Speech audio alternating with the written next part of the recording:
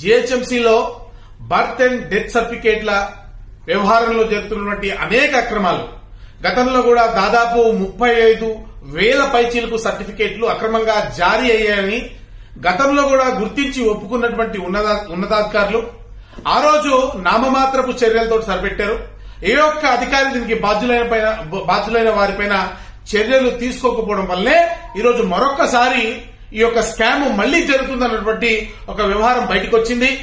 ఇది అఫీషియల్ గా జీహెచ్ఎంసీకి సంబంధించినటువంటి అధికారులే కన్ఫర్మ్ చేశారు.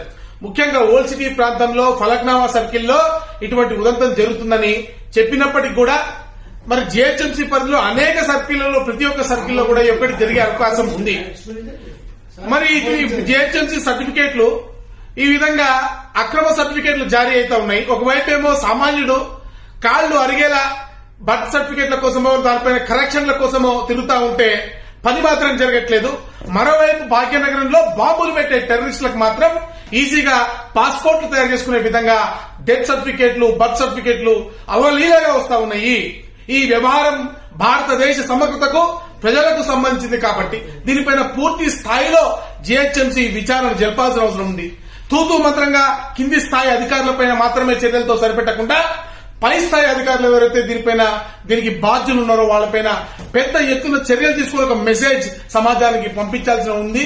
అంతేకాకుండా గతంలో